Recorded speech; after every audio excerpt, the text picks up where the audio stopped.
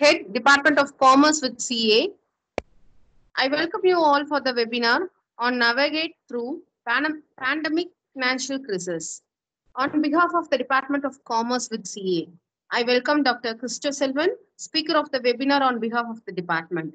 I thank the management principal to give me an opportunity to conduct the webinar. Mrs. Divya.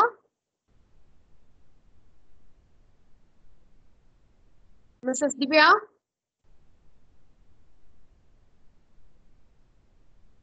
Mrs. Divya, present the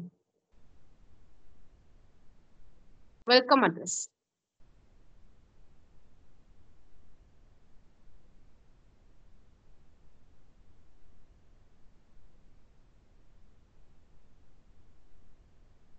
Divya.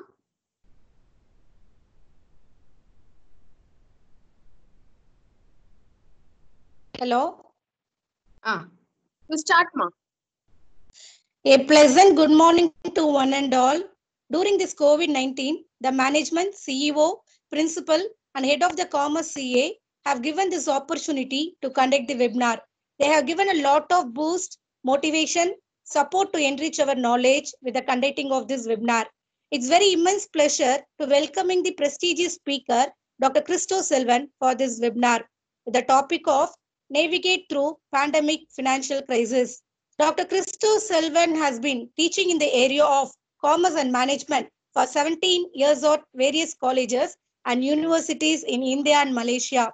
He started his teaching career in SNR Science College, Coimbatore from 2002, and he was selected to work with East London University, Malaysia from 2009 and Oxford Brook University from the year 2012. Currently, he is working at St. Joseph College, Bangalore at Prefect of Commerce, Coordinator of PG Diploma Course and Course Director. His research achievements are, he has been on the editorial board of National and International Research and Scopus Journal. He completed 6 international certificate courses and he initiated and organized a number of courses conference at international, national and state level.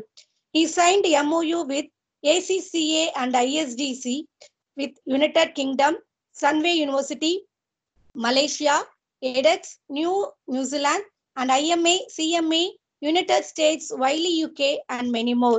He received IMA Award for the commitment to excellence in enabling students to be industry ready from IMA, CMA of America, and Wiley of UK, and Miles Education of India. So, I'm very proud and grateful to welcome this honorable person, Dr. Christo Selvan, to this webinar. I welcome you, sir, and I hand over this session to you, sir. Thank you, Divya, for that wonderful introduction. And can I share my slides? Yes, sir. Okay.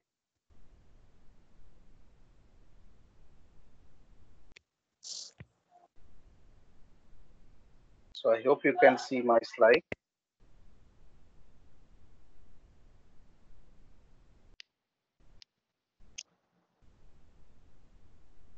Yeah.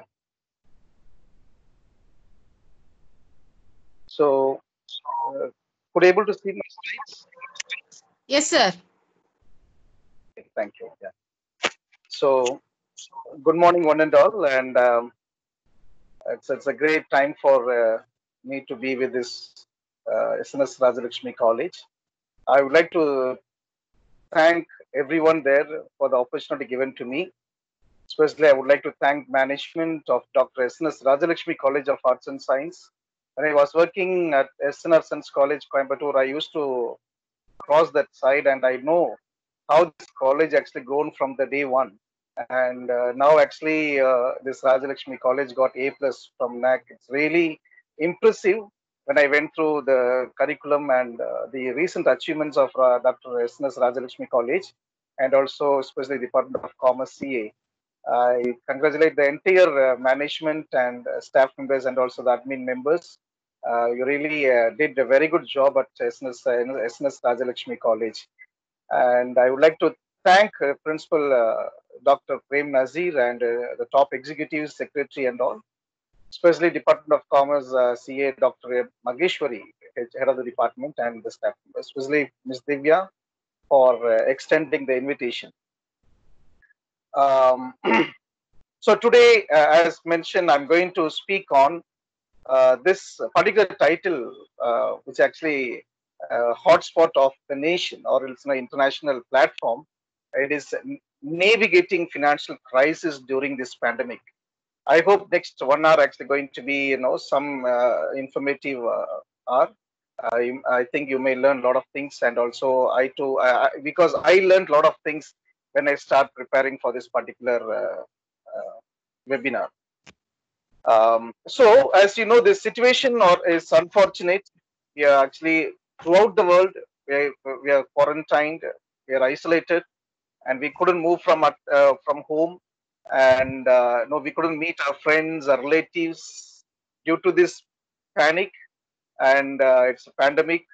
It's the toughest side of in the human era.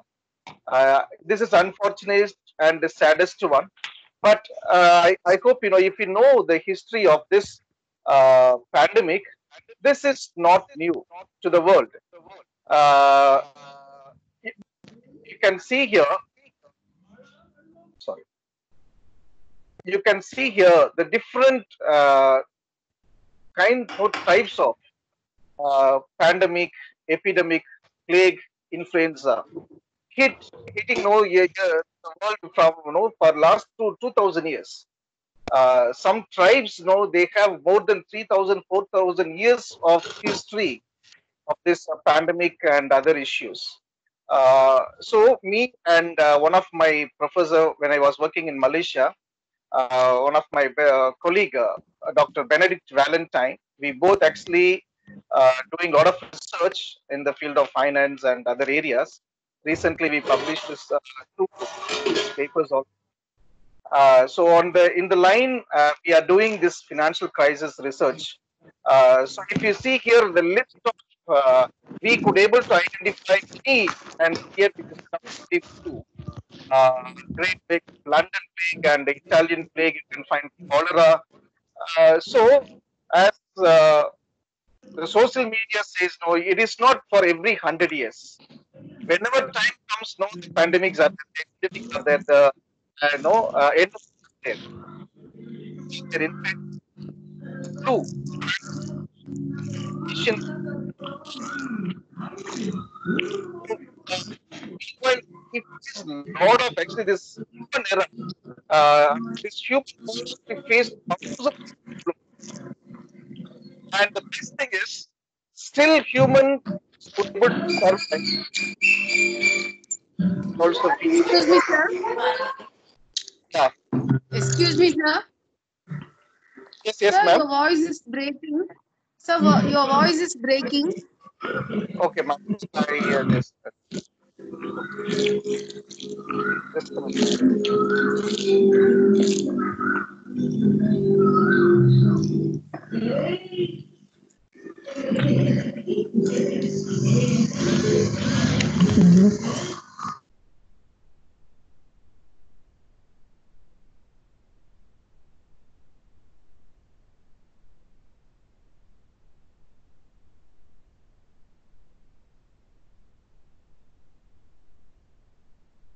Could you able to hear?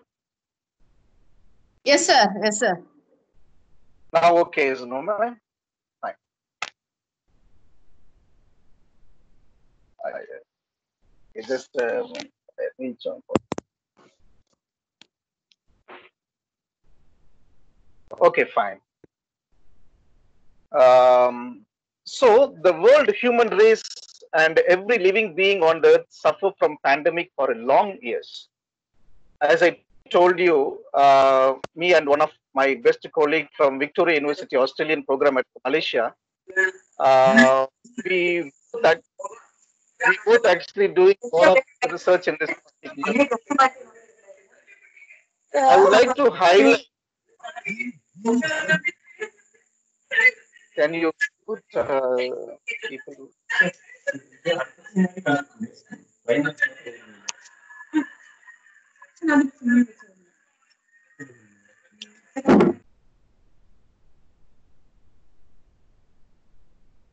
Okay. So, okay, I would like to highlight few relationship of or correlation between crisis and the pandemic here. You can find here the existence of pandemic for long centuries, like as I told you, swine flu and again the sound issue.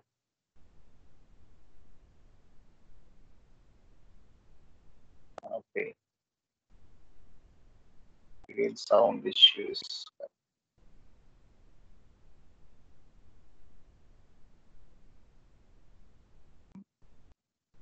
Is it okay now? Can someone respond? Okay, sir. Okay. Yeah, because someone texting in the message, it's not proper. That's why. So okay. Um,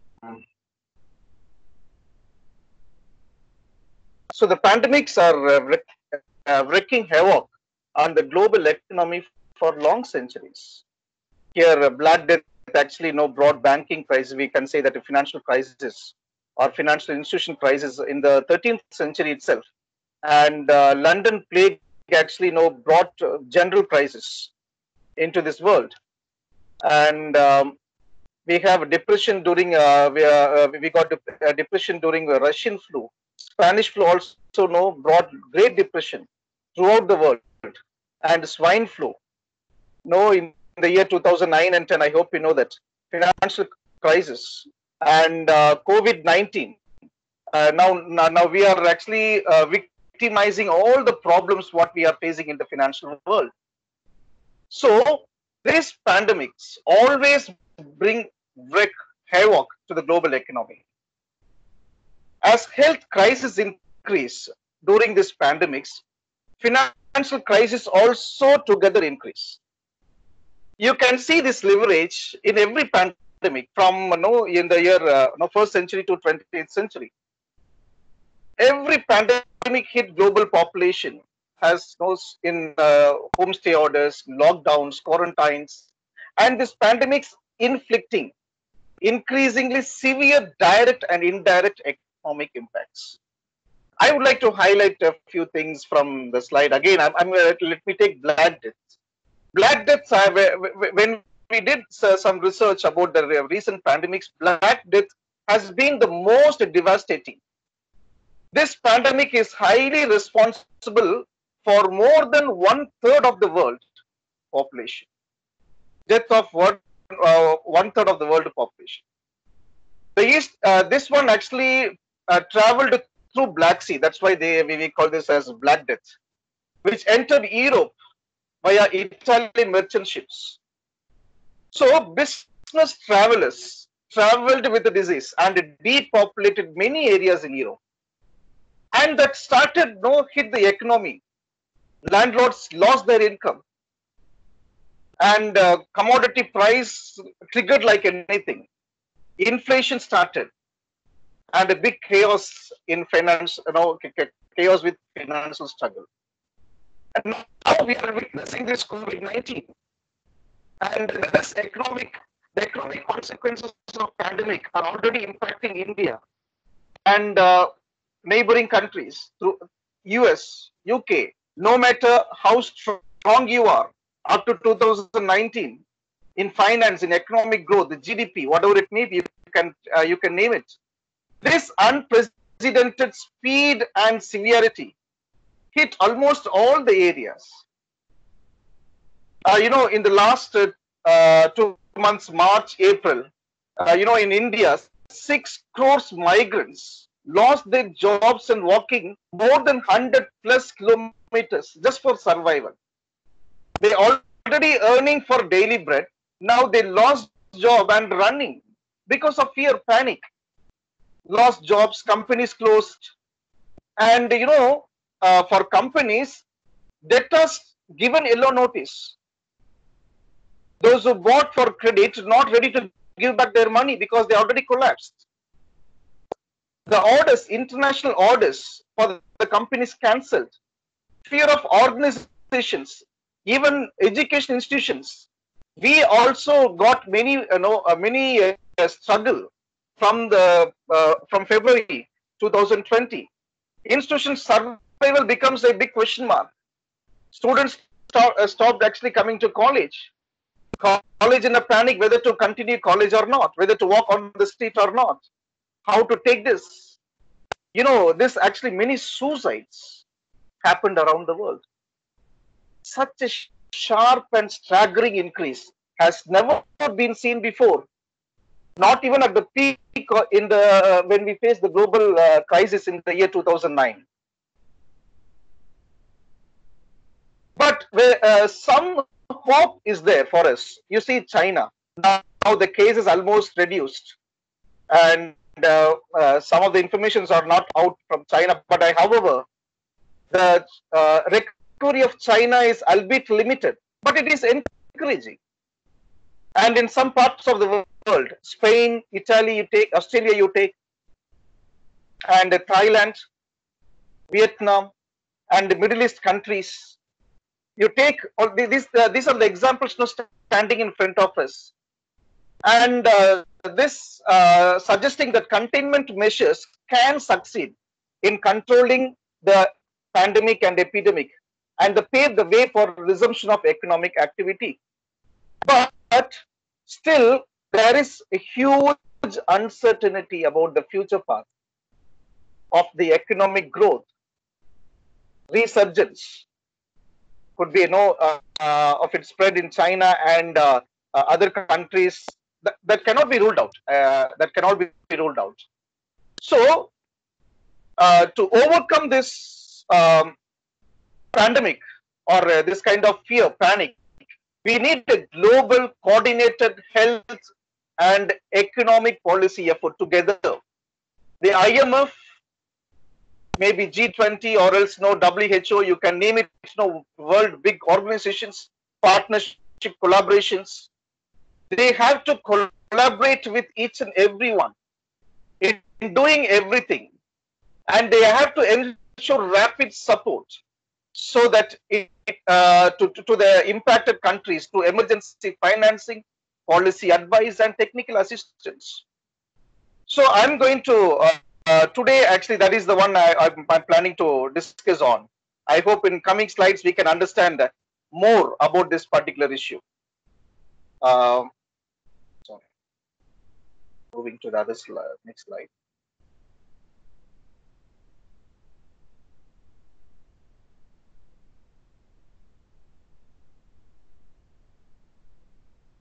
Okay.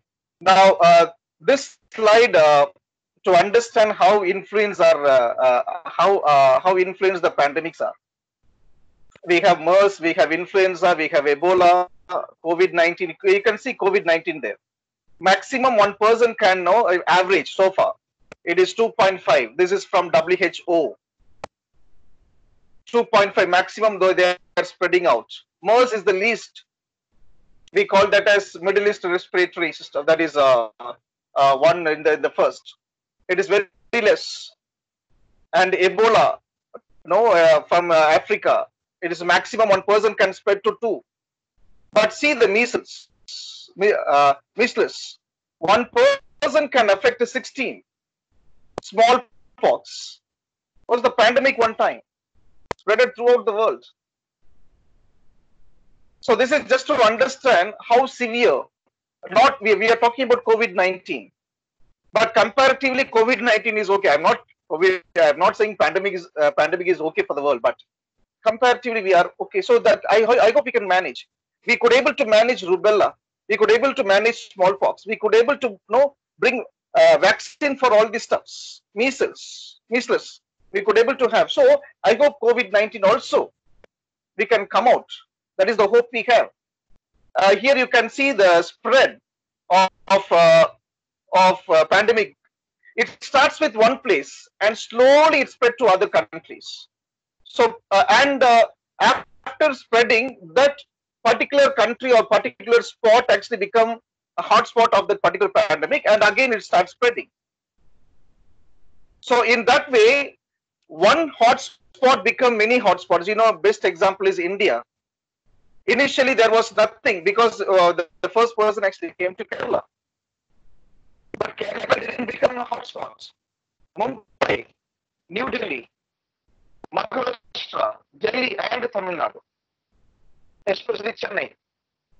There are other hotspots also, small hotspots are there. So we need to understand the spread, how it is spreading, how it is affecting. Without knowing the way, see, we need to understand the financial crisis spread through the health issues spread. Through the health issues spread. How we are trying to control this health issue. Sir, The excuse same me, way sir. we need to. Yeah, yes, ma'am. Sir, your Yes, yes. voice is breaking, sir. How long, ma'am? Just a minute, ma'am.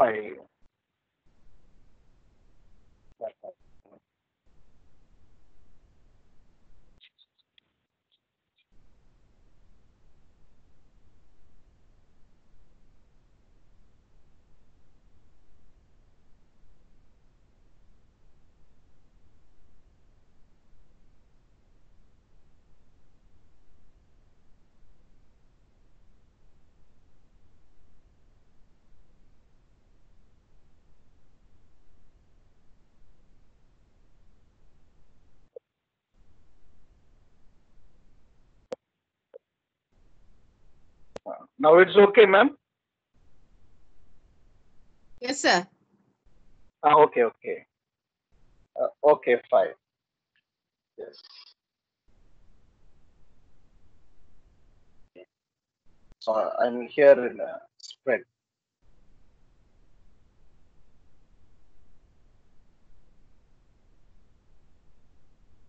Okay, I move to the next one. So, okay. Every pandemic caused serious illness in financial sector. We need to agree this, and we are witnessing that. Basically, everything moves with the demand and supply. Every crisis has its own story and implications in financial damages. Financial stress actually higher than normal during pandemics. Financial stress from organization to individual due to high record of production loss, supply chain chaos, and unemployment. Financial stress, liquidity crisis, and you can say serious market fluctuations and oil wars throughout the world, and frauds, climate change pressures, and you can now we are having this technological disruptions, political uncertainty, and you can name it. We already made us in our society into a more fragile humanity. Pandemic and epidemics have ravaged, or else you can say severely damaged humanity throughout its existence, maybe often changing the course in the history. This due to human mistakes and climate changes. Many no generations actually suffering from this from these issues, both health issues and also financial issues. As humans have spread across the world, so the infectious diseases also, and widespread trade created new opportunities for human and animal interactions that sped up such pandemics. I would like to highlight few important understanding. This is from few research papers across. The reasons for global health spread over the years. There are actually 4 reasons they have identified. One is more travel, trade, and connectivity throughout the world. If you see our maybe 100, first century or second century or before that, humans like to live in small groups, and they avoid trying to mix up with others, and the travel are very less, and you have less opportunities to go to other countries or no other state or other places. Only people who have some work, or else if they like to move to other places, they travel. And for travel also they have to take permission from kings. But due to development in the trade practices, the trade started increasing. I hope you know that. When trade started increasing, then we started spread out our borders. The same thing, the infections also started actually eating people. You know about slave trade in the 16th and 17th centuries that introduced AIDS. The mosquito type of today spread virus like Zika and yellow fever and dengue. This is actually started from West Africa and then slowly went to America. And it become actually a big, it started as an epidemic and it's spreaded like a pandemic. Recent research says that man and women can spread virus within 24 hours. I hope you know this bubonic. We are hearing from Mongolia border, China. They're saying within 24 hours a man can die. It is because of what? So humans. No government have ever witnessed the social and economic upheaval that can accompany any outbreak of this disease. Populations could not understand what hit them or why. So, and the next important fact for the spread of this financial crisis and the health crisis, it is because of urbanization. Urbanization, you can see here. You know about the main cities. You know about the slums. You know the main issue with Chennai, Delhi, and Mumbai. And if you go to UP, there are actually big slums are there. Urbanization, an emerging humanitarian disaster. Mumbai,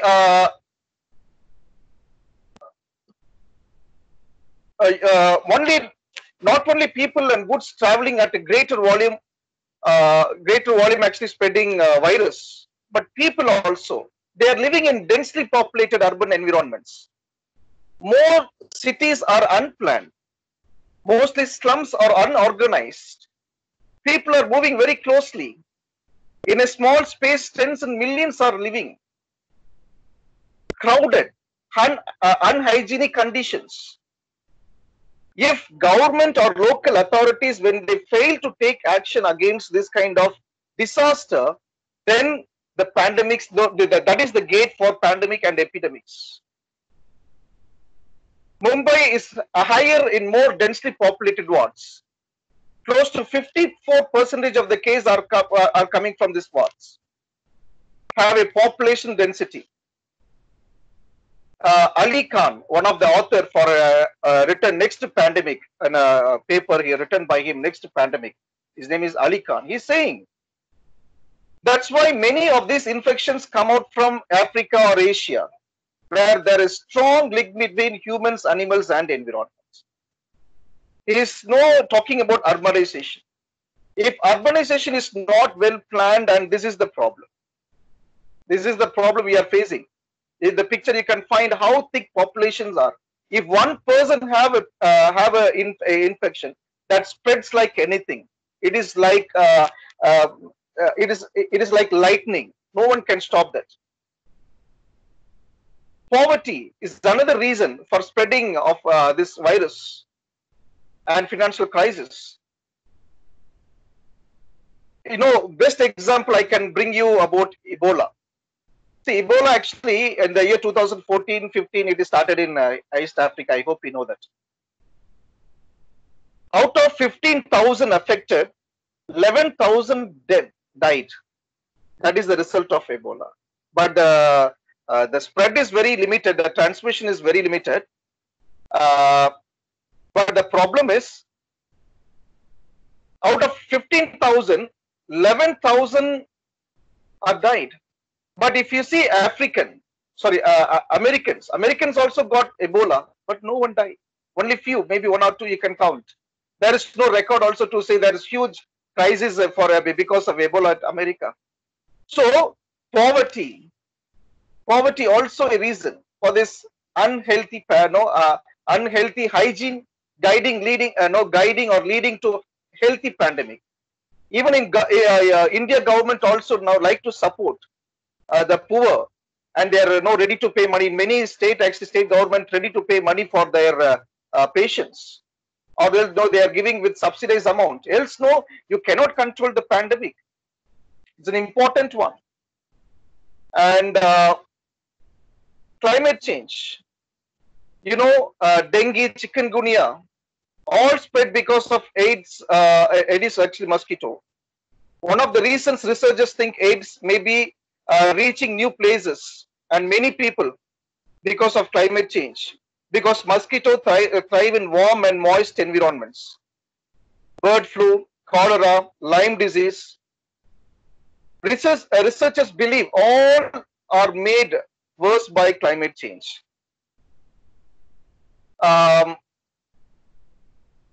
Initially, there was a panic. I would like to take one example, Spanish flu. Initially, there was a panic in regard to this pandemic and slowly poisoned everyone's health, including nation's economic health and daily food requirements. Due to lockdown, social distancing and lack of production and sales, let's know a country's entire economic activity become inactivity for many years. Without knowing, employees got sick. They worked in the company and they started spreading to other employees. And the company started closing their doors. Production stopped. This one happened in the 19th century. We have good lesson from this Spanish flu. Every economic activity stopped. Government struggled with lack of medical facilities. We are talking about 2020, but in 1918 itself, lack of medical facilities, lack of clinics, lack of doctors to treat people. We faced nation's emergency. They brought many emergency, but everything failure. Even advanced countries struggled with medical facilities, production issues, and nation safety. Same thing happening during this time also, COVID 2020, 2019-20. So by comparing this two, I understood that the world not learned any lessons from pandemics. We need to understand the lack of knowledge, where we are lagging in this pandemic pressure. At least this COVID-19, we should learn something. We should learn something from this one. And see, one more, this is from one CEO, Tarun Bakshi, to his employees, written like this. So retail stores closed, unemployment raised to 10 million jobs. Most customers deferred payment terms to 150 days. So no income. So it's a pain. He's saying that it's a painful test. Take care of each other and hope that this also pass. Lost confidence in business. 48 years of business actually suddenly collapsed and are about to close. So this is the situation in 2020 we are facing now. We are here. So the same thing happened in 1980, 19th century. Even in 20th century, we are actually struggling with this pandemics. Means we not learned any lesson. We are not ready. So that is the one I would like to address here.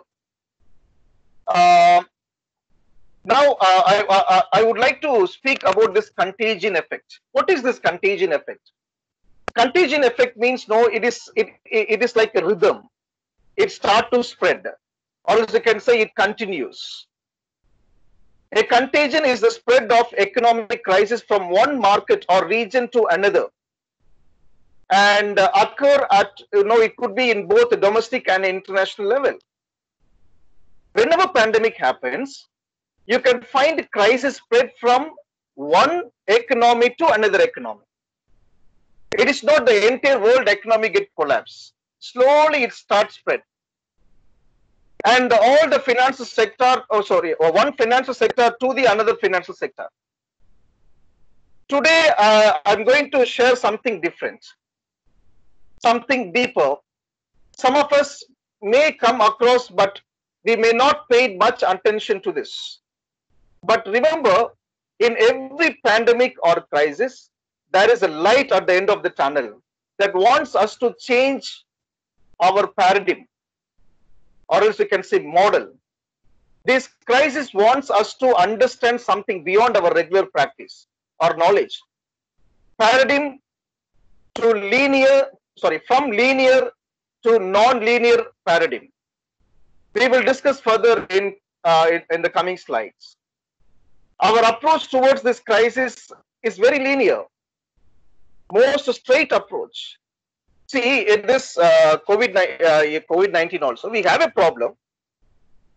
We have a solution for any plague or disease, and that's all. After that, what we do means we try to go back to our regular job. But we need to understand something. We need to understand something. Do we looking for a holistic impact or just an answer? In medical world, this holistic impact means characterized by the treatment of the whole person, taking into account mental and social factors, rather than just the symptoms of a disease. Are we practicing this in financial world? The answer is no. Whenever the pandemic comes, countries tend to get back to their issues like unemployment problem, GDP growth, economic stand, and giving more loans and advances to the people. They're trying to catch up what they lost in the last 2 or 3 months. So it is like a cause and effect approach. This one happened, so I'm going to take the decision like this. So, but that is not the answer. But nothing wrong in that. No, cause and effect approach is good. Nothing wrong in that. Over the years, this world, geography faced many pandemic issues resulted in crisis, and we solved it with linear approach. But this linear approach caused more issues in other areas. We will discuss this within a couple of moments. World Bank actually is speaking about this. They said something about this crisis. I would like you can find here on the slide. World Bank about contagion effects. World Bank stated that contagion is a cross-country transmission of shocks or the general cross-country spillover effects. Means spilling over greater geographical areas. This contagion actually used for medical purpose before 1997 Asian crisis. I hope you know that. Before Asian crisis, contagion was used for medical reasons. Then from the Asian crisis only they started using this contagion effect in the financial world. The Asian crisis started in one place and started spread over the world. It got butterfly effect. This term we used in chaos theory, this butterfly effect, we use in chaos theory. Means small change result big impact in future. So they found that, this economist found that the financial crisis spread beyond the nation during the pandemics. People behave like, during this pandemic, what actually do people do? They behave like herding attitude. Refers to the behaviors of individuals in a group. The pandemics also give ripple effects. You can find in the top corner one small picture I have placed there. Water ripples started with one dot and slowly spread over equally, 360 degree. You can find it spread. No matter what country it is, what kind of structure they have, what kind of plan they have, what budget they have, how strong in the GDP or economic growth, that doesn't matter. This drop give ripple effect 360 degree. I'm going to discuss research done by Malcolm Gladwell, okay, on tipping point, which he's talking about butterfly effects. I remember that Asian financial crisis started with Thailand, and it started, spreading entire Asian region. And this spread caused butterfly effect, which shakes many countries in Asia, lead to one of the greatest crises in the world. And also, this pandemic produced lots of asymmetric informations. And you can find numerous asymmetrical information spill over the regions. Asymmetric informations lead us either moral hazard or adverse selection of portfolios. That's all. Even now, recently I read one case study about 17th century pandemic. That 17th century pandemic, still asymmetric, no informations are spreading over. There is no concrete suggestions or concrete plan or concrete no result from that pandemic. Asymmetric information, also known as information failure. Now that's why many countries like US and other even India also says not India. Some countries says that China is not giving proper information about this pandemic. That's why it's actually many countries suffering. So asymmetric information gives wrong information or different information, failure informations, where few stockholders possess greater knowledge than others. This creates chaos in financial market and lead to share market loss and another and some to gain. Contagion effects from from the point of view of investors. See, investors started behave differently because of fear. They started selling their shares. Even this pandemic also happened the same. Many share market collapsed within couple of days. This kind of during this pandemic, they may decide not to invest in a particular stock or a country.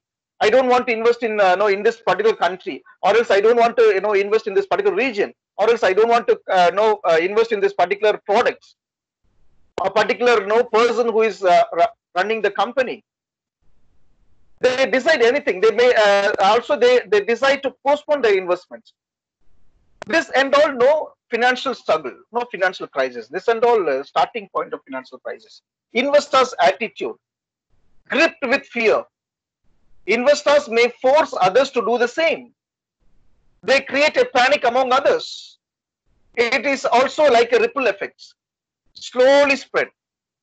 But in this also some clever investors who make money, they quote list price and try to grip the market. They try to have many shares from the market, so that after post COVID-19 they can sell for high prices.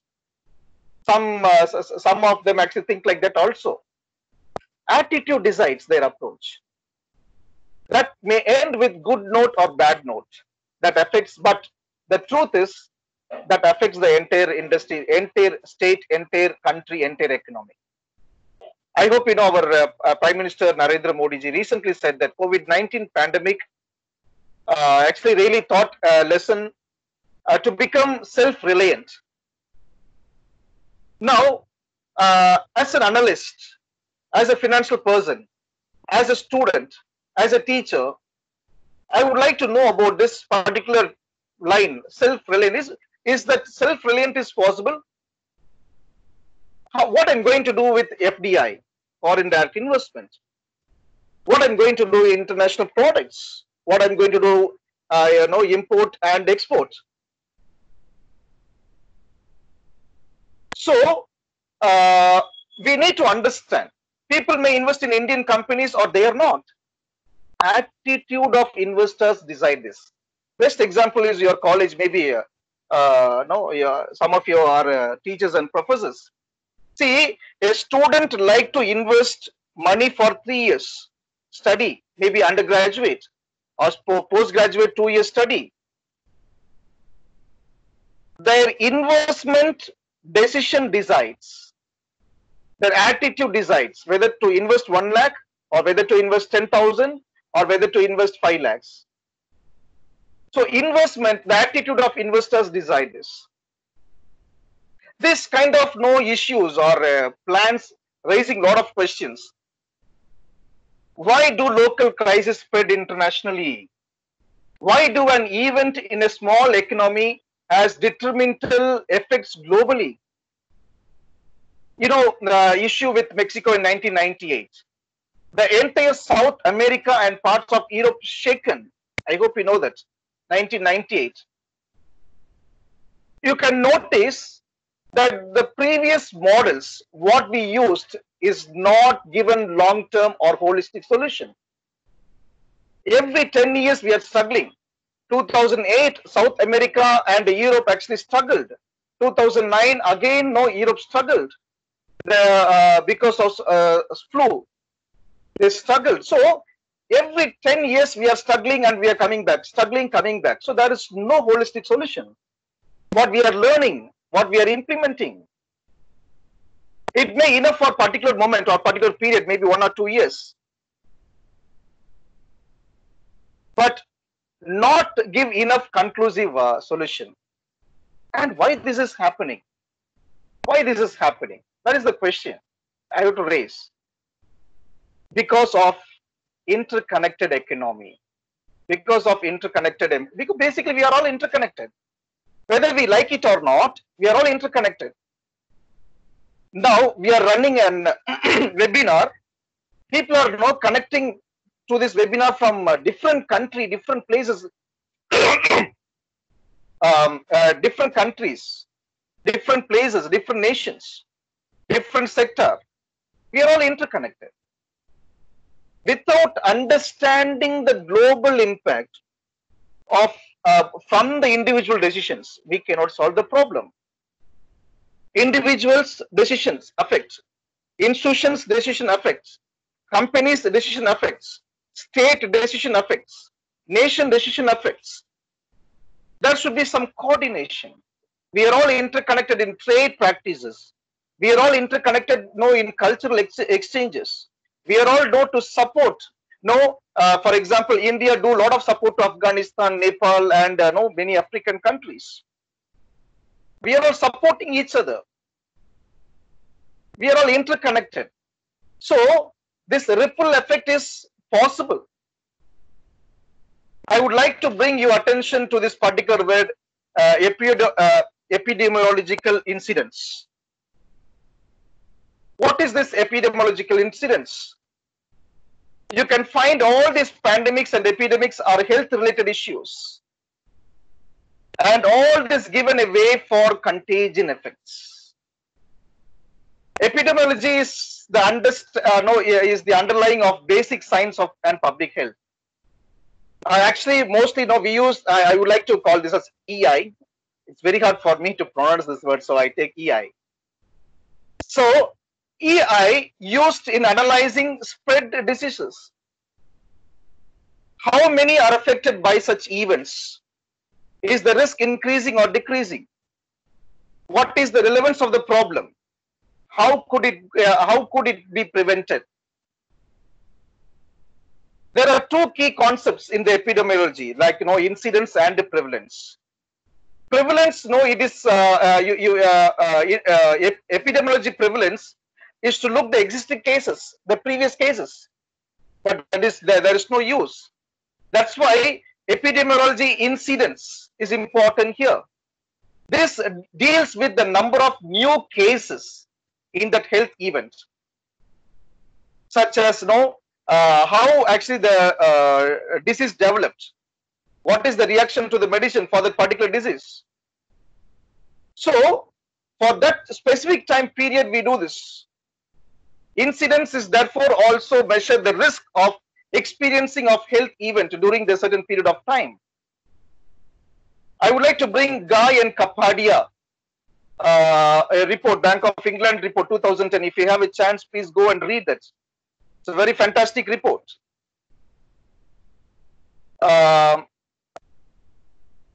This actually, he is speaking about the capital mobility has been affected.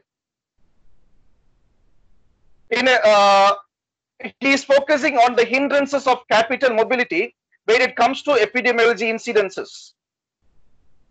You can find the contagion effect greatly in emerging markets. And what are the what is this emerging markets? I hope you know this. All these emerging markets actually once we called as third world nations. IMF and World Bank rephrased this into emerging markets. These emerging markets connected with grown markets. Both emerging market and developed markets are greatly interconnected because of globalization after 1990s. and increased internet connectivity. No, from a village, you can invest in US. You can be a owner by investing in equity shares. Every country has some sort of connectivity. Maybe you can find all these websites, internet. They are in the reachable area. Visualization has to do in the area of health pandemics like malaria, spreading cholera, polio. There is a connection. Analyzing the nature of pandemic crisis with the life of financial crisis and trying to give treatment from the initial life to death of both crises. Why we agree there is a connection? How these companies, institutions, businesses, corporates, management, economic sectors navigate through this pandemic issue. Well, I take you to the next slide. You can find here, as we know, many of our friends lost their jobs in the pandemic. I know many teachers lost their jobs. They are on the streets now. Very sad. There are many reports saying that no teachers lost their jobs. Some colleges said, actually, some institutions said, no, please come and collect your money maybe after post-COVID-19. In few countries like China, Spain, France, US, New Zealand, Australia, you can name it. Business getting back to normal, but still a lot to do. Understand this, my dear friends. Whenever there is a crisis, again I repeat, whenever there is a crisis, remember this, there is an opportunity to grow. There is an opportunity to move. We no need to see or predict our future negatively. Life is full of both negative and positiveness. Crisis always give a way to think differently. There, this business, companies or institutions, management, they have to understand the opportunity in front of them. Because crisis challenges to think differently. Crisis challenges to think differently. What happened to SNS Rajalakshmi College today? What happened to St. Joseph's College today? I could see many of you are actually coming from different colleges, and professors and teachers are here. I could see many of you, actually, I think you have more than 25 years experience. 25 years, I was teaching inside the four-corner room with blackboard and white chalk paste. Now I'm talking to a system, believing that someone hearing my voice. Things are changed. Things are changed.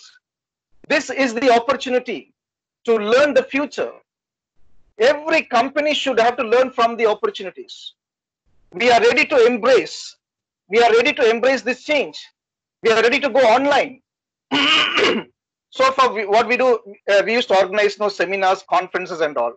For that, we invite everyone. We have to make the space available and construct a big auditorium, book that. Lot of steps we take. We are ready to embrace. We are ready to embrace the new opportunities. Same thing everywhere. Embrace. This COVID-19 or crisis always gives us a way to think differently. Embrace the change. Most of the big bank countries who said that they are powerful people, advanced countries, we call them as advanced countries in the world, completely collapsed. Within a couple of weeks, they are not ready. People are dying on the streets. They couldn't control health crisis like anything. We are saying we are number one in the world. We are best in the world, but institution collapsed. Today many colleges are closed because no students. How we conduct classes? How we reach students?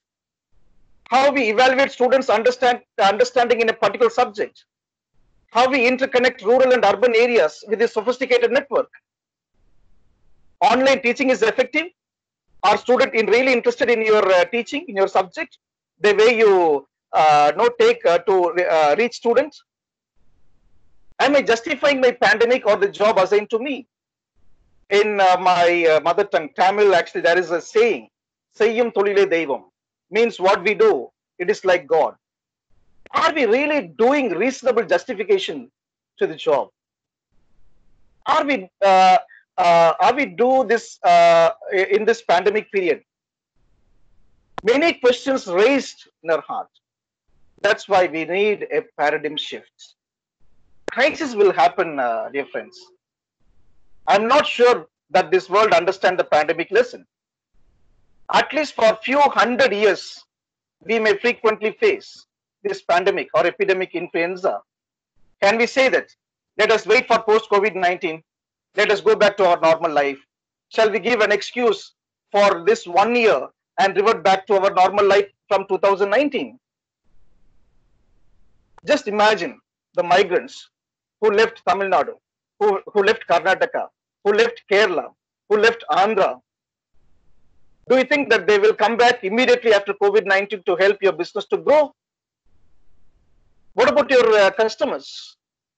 You couldn't sell anything for 6 months to 1 year. Still your customer are waiting or no longing for your products. Do you know that? Can we go back to our regular traditional life? Is it possible? Yeah, we need to ask a lot of questions. Don't run behind. Don't run to 2019. Do not run to 1918. Do not run to 2009. Run for 2021. Embrace the change. You are forced to think this new paradigm shift. The companies should think differently. Companies maintain how companies to maintain their liquidity strength. Companies must know where to invest to stand still during this pandemic period. Choose a market to invest which sustain even a crisis period.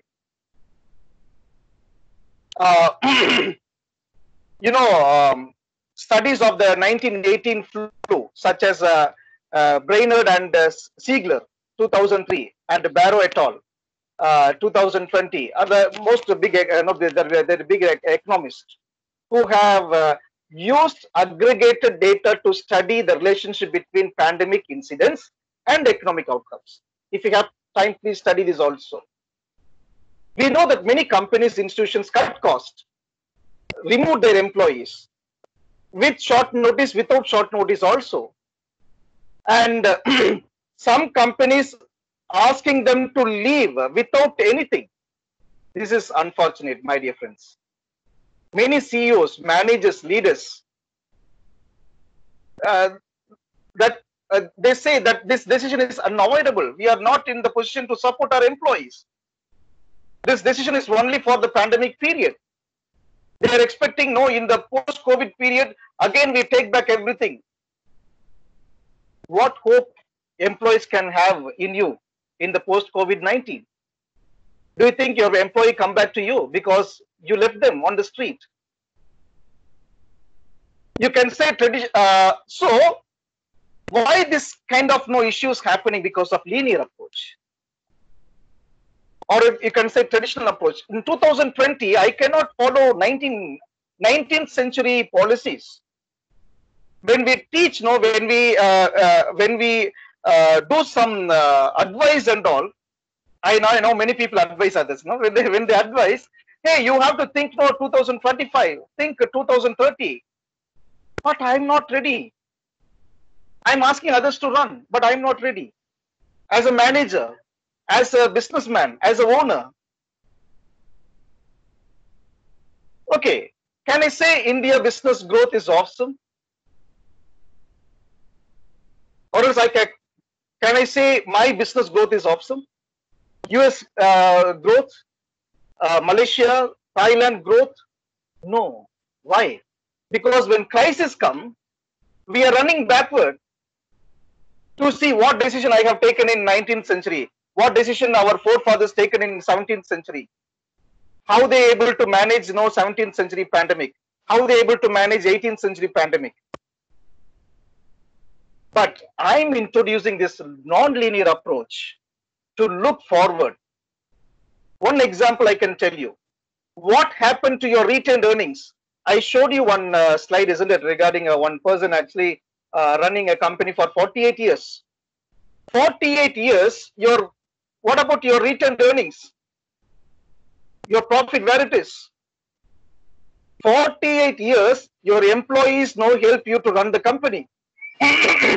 But for 1 year, you couldn't support your employees. Somewhere something is missing. Somewhere something is missing. We need to understand this. See, we fail to understand our strengths.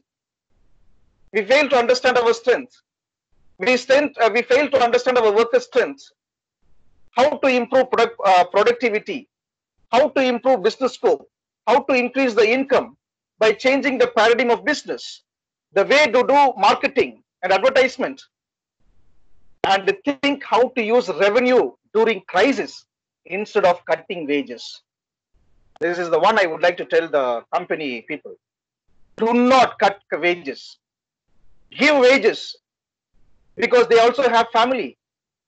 They have to face their medical struggles. I know about Infosys, IBM, and many big companies said we have 50,000 employees, we have 1 lakh employees, 2 lakh employees. Proudly you said so far, but now your employees don't have food. Where you are? Hello. This is the question I would like to raise.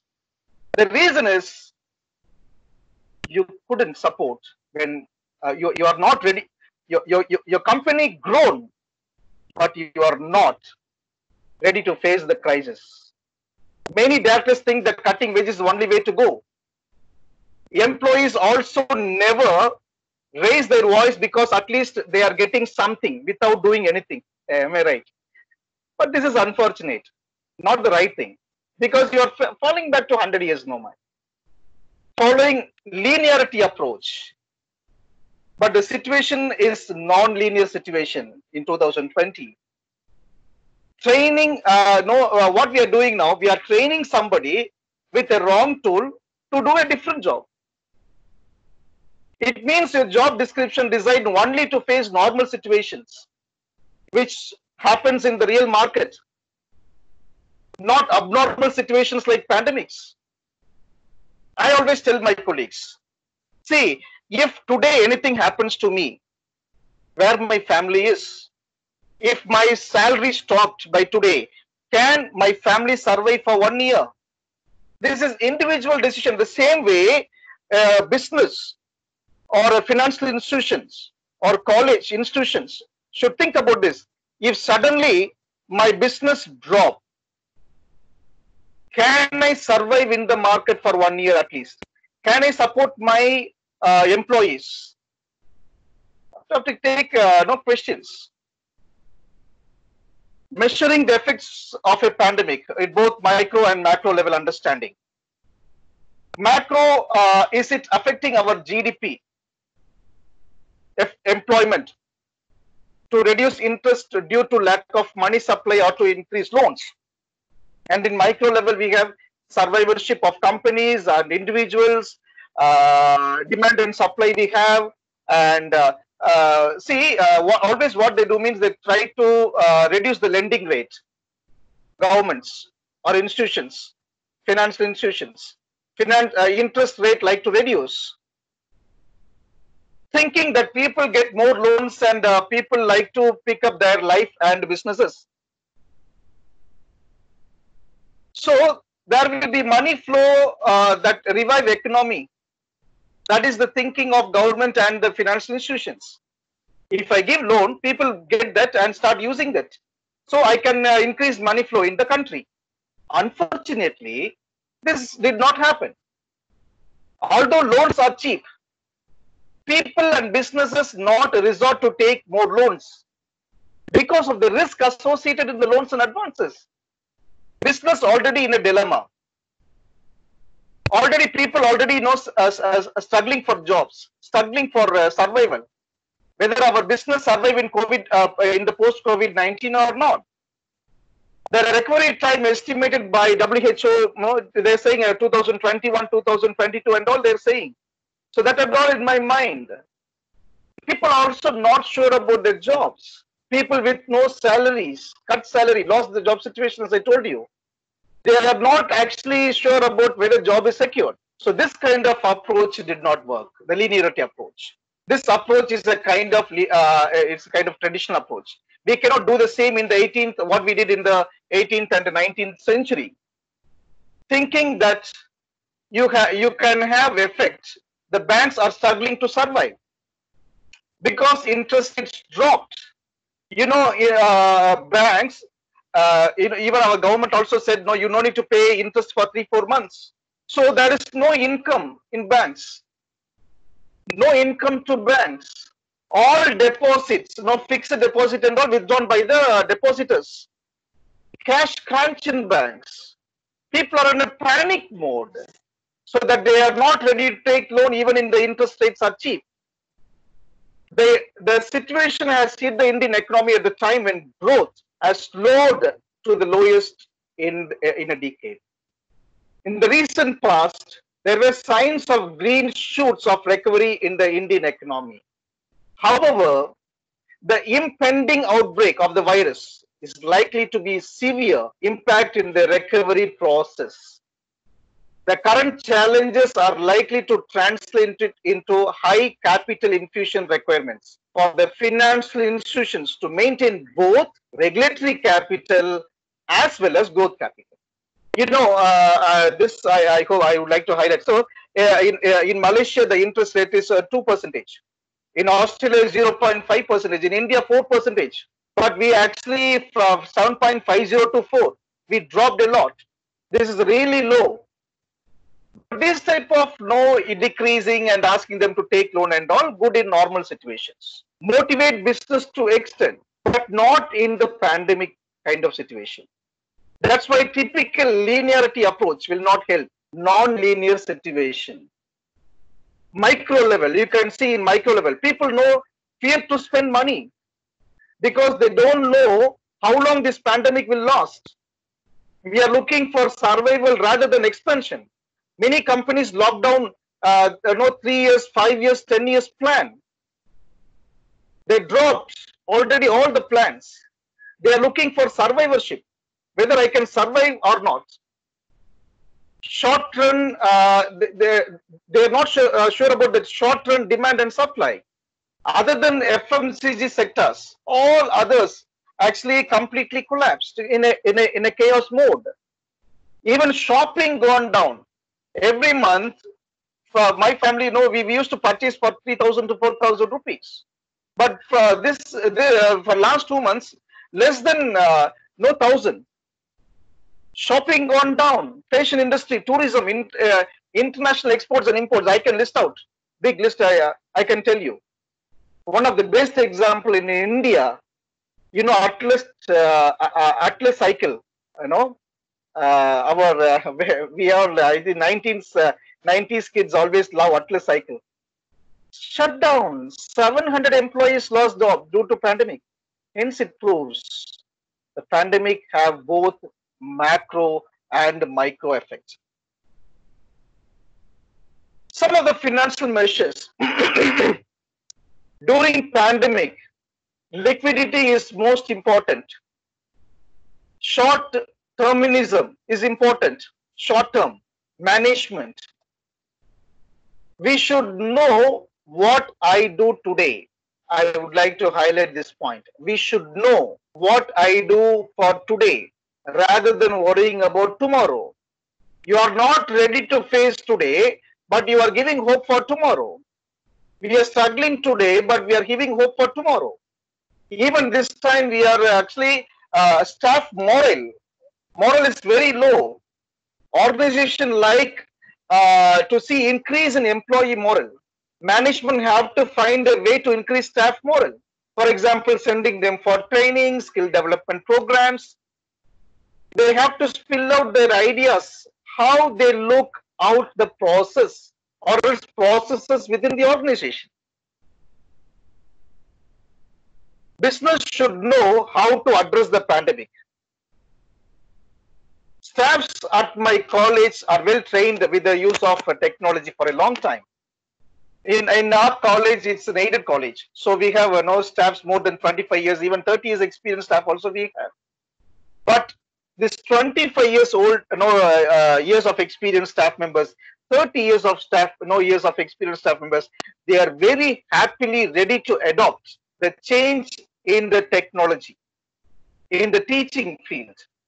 So for 30 years, they experience no whiteboard and chalkpiece. But now they are ready to change, embrace the technology. The reason is the support of management in adopting changeovers. Ideas are welcome. Implemented no strategy, our management is ready to implement any innovative ideas to in the field. They always motivate staffs in adopting the changeovers. This online mode is also new to us. St. Joseph's College also new. It's new to us. Suddenly, we are forced to teach those students online. We are also in a big question mark, but we are ready. We could be able to do something. Now the college is discussing to bring down the fee of students, because through online you can reach millions. I hope you went through Coursera, EDX platforms for more courses. I hope some of you really went. Each course carries more than 10,000 students within a couple of months. So this online teaching increase your revenue. Do not look for 100 or 550 students. Think about 10,000. Use your skill. If you are very good at a particular subject, create a MOOC course and start earn. Only teaching for next 30, 50 years in a classroom. Yes, it's going to be there, but that is not only the way. Use technology and develop yourself. Run for 10,000. Do not think that this pandemic I will reach, after this pandemic I will teach again in the classroom. Yes, you will, but that is not the only way. That is, if you are only following that one, that is linear approach. Think beyond that. Online platform, teacher act like facilitator rather than instructor. That inspires independent learning among the students. They use multiple platforms to learn many. You have to create an environment like that. Best teachers going to come out with a lot of actually innovative measures to the institutions. Over a period, your academic cost will reduce. Infrastructure, classroom reductions, and many. You can use all the cost for some other innovative hubs.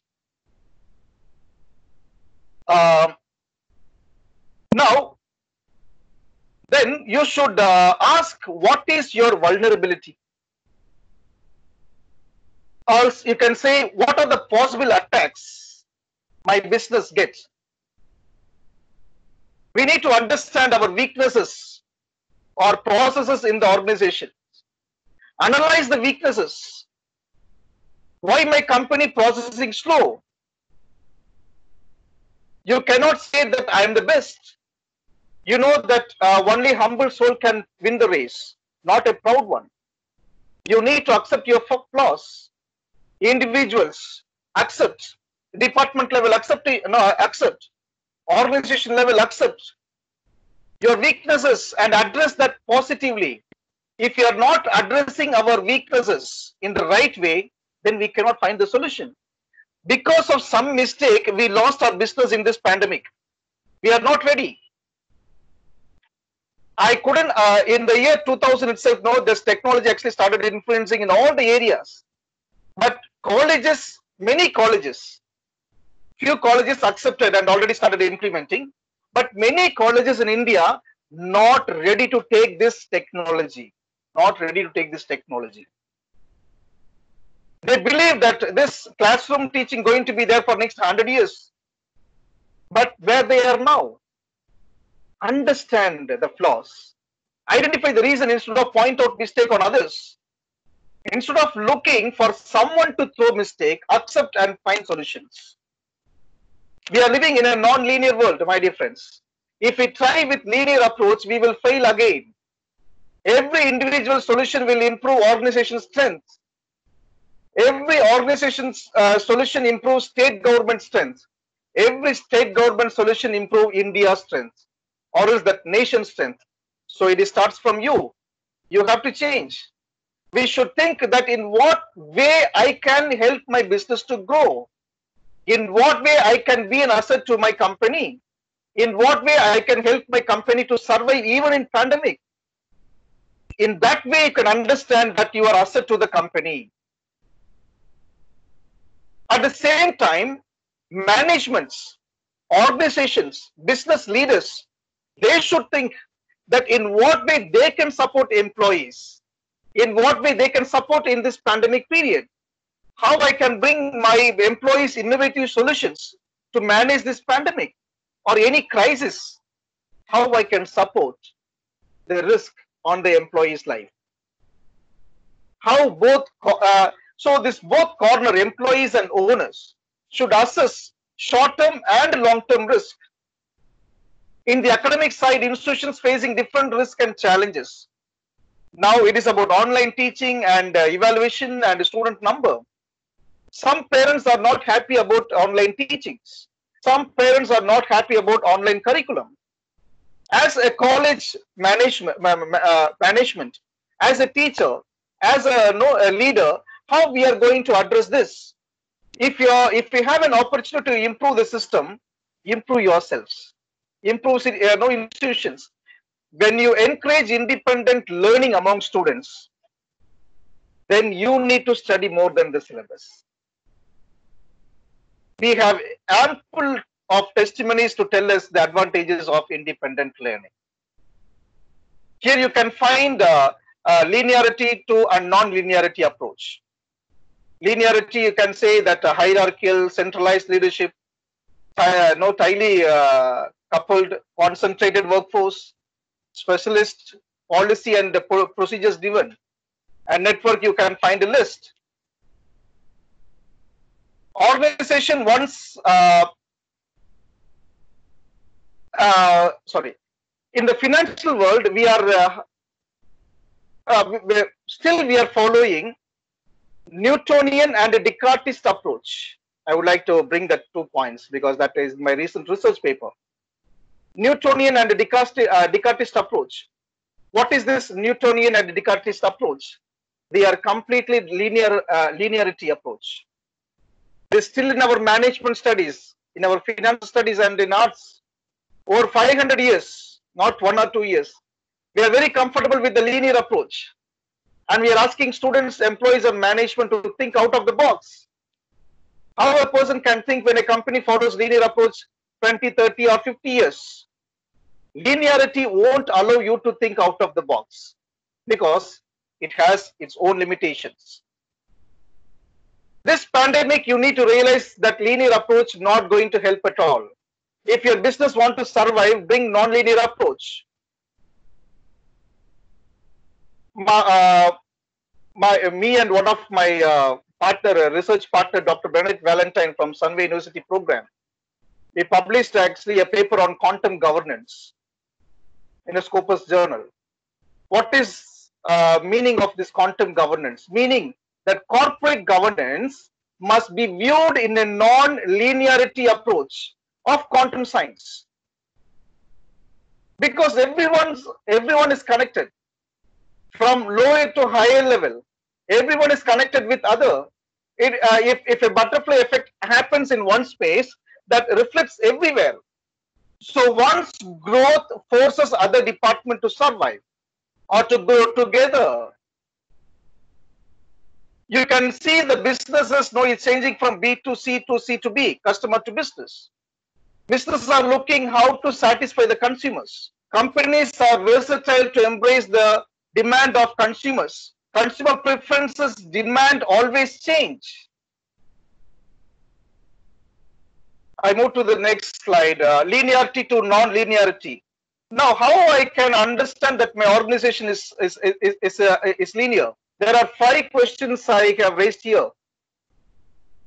If your company is waiting for pandemic to be over in order to go back to the pre-COVID era, if your company or organization thinks that this pandemic as negative, as an unwanted phenomenon, If your company is losing control and desire for predictability, COVID-19 did a surgical strike throughout the world. Every economic collapsed, running negatively.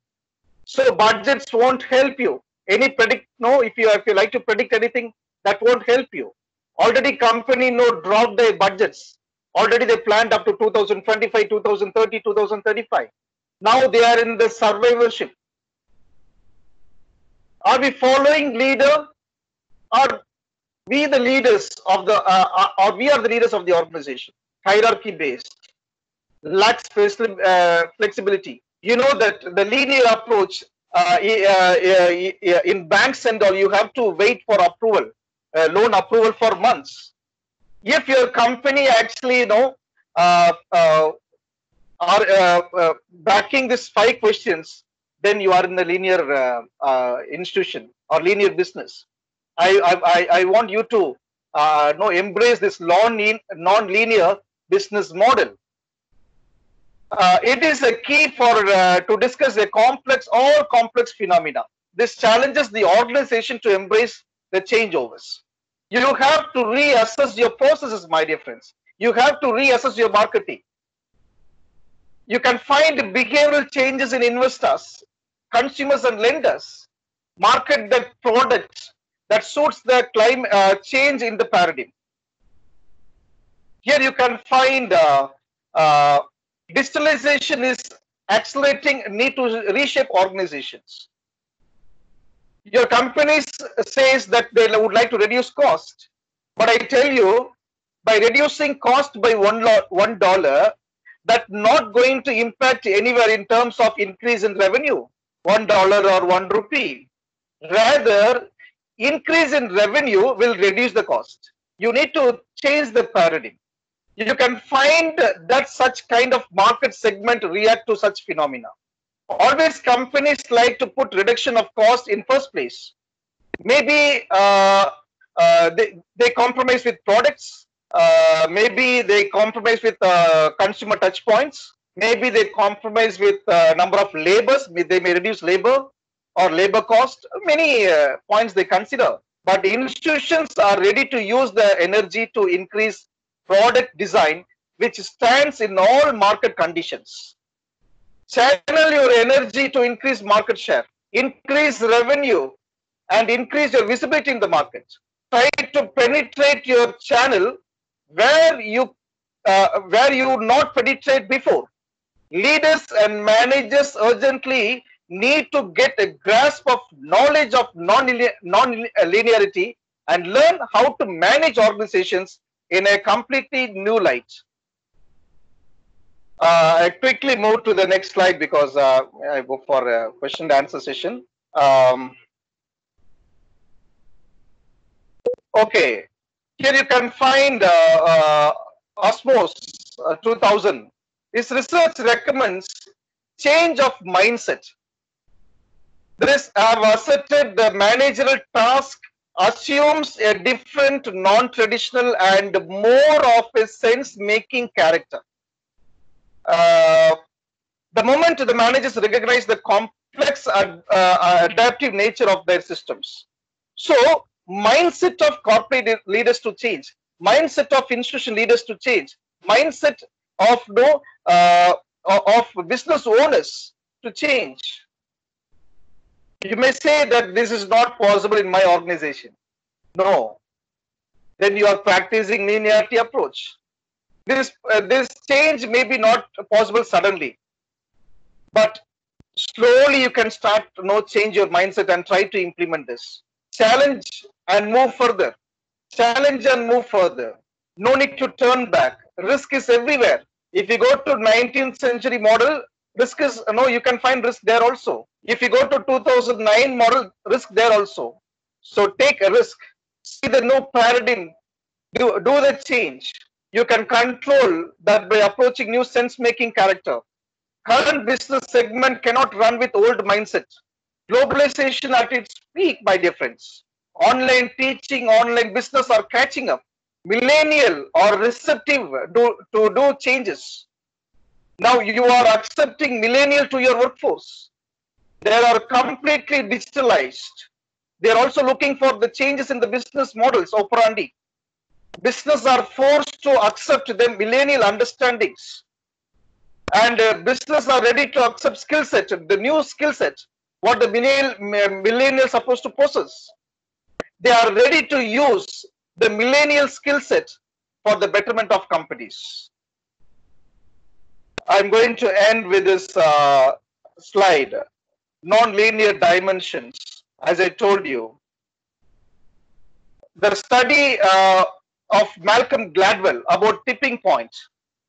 This COVID-19 pandemic forced many organizations, my dear friends, many managements, institutions to look into new ideas, new possibilities, new opportunities. You are here because of webinar. We never attended webinar past 20 or 30 years. You changed your paradigm. You're looking for opportunity to conduct webinars and no seminars, conferences, paper presentations and all. New platforms are there. Just jump into that. You can do it because they can come into tipping point. It is a butterfly effect. Gladwell, in his research, he highlighted about butterfly effect in his study. If you have a chance, please go and study his study. Where if anything happens in one part, that affects entire region. Trigogain talks about self organization. Hope most of you follow cricket. Even I follow. Now we are watching only replays. No, the good news is England and West Indies going to play soon on ground, but they have a lot of restrictions, on ground restrictions. I admire MS Dhoni, our Chennai Super Kings hero. After winning World Cup in the year 2007 and 11, he said how they strategize every play. They read opponent teams, including no substitutes, ground report, crowd, what kind of crowd actually going to come, climate change, whether it is a day or no evening play, team strength of opponents, and they plan a new approach. They never follow the old one. They follow new approach. Then because they want the opposite team to get confused on ground. So we come up with new plans every time on the ground that confuse the opposite and we tend to win. This is self-organization, my dear friends. We need to show our uniqueness, plans, innovativeness that should attract no investor behavior in all situations. Must promise stakeholders even in pandemic kind of crisis. Semiotic square, where the greater insights being applied in certain areas of challenge, where you find greater choices like fintech, cryptocurrency, blockchain technology, and so on. Now you have no choice. You have to adopt this. I cannot go back. This pandemic pushed everyone on the tipping point of technology in finance. Digital payments becoming necessary. No, we have fear when we get no cash notes. What fear? COVID-19, Corona, fear. So online transactions are increasing tremendously. Institutions forced to go for online classes. This helps us to think beyond our regular class mode. Even though offline classes are important, these online classes helping students to think independently using multiple resources. Why business and institution like to go back to the linearity? Because of comfortable, because of easy. It's a known one. We like to do that. But today we have to change our paradigm, my dear friends. Our survivorship, our financial management, even in future, we can do it. We won't struggle like this in future if we follow non-linearity approach. The social distancing, being hygienic everywhere, keeping clean environments becomes necessary in part of our life. Everyone understood their responsibility towards earth, nature, and life if living beings in the world. Use technology and live safely with non-linear approach. Thank you everyone for your time. With this, I'm ending my. Here you can find my email ID. If you like to write me, please write. I'm happy to answer you all. Over to SNS Rajalakshmi College, Department of Commerce.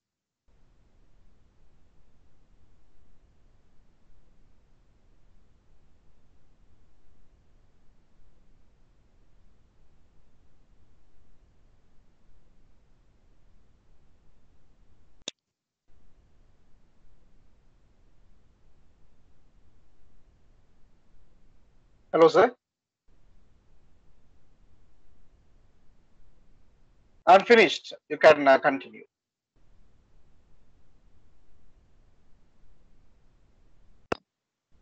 Mahesh. Good morning. This is Maitli. On behalf of Department of Commerce with Computer Application of Dr. SNS Rajalakshmi College of Arts and Science, I deem it is a great honor and privilege to propose the vote of thanks. Let me first of all thanks giving to the Almighty God for making today's webinar a resounding success. I would like to thank our college management for permitting us to conduct this webinar. Then I would like to thank the resource person of this webinar, Dr. Christo Selvan, Professor of Commerce, St. Joseph College, Bangalore, for spending his valuable time. We are really enlightened with your knowledge and informative presentation. Thank you, sir. I would like to thank our CEO, Principal for their motivation and enthusiastic support. A special thanks to our HOD, Organizing Committee, and other staff members of our department. My heartfelt thanks to the participants of this webinar. I conclude by saying, give thanks for a little and you will find a lot. Thank you.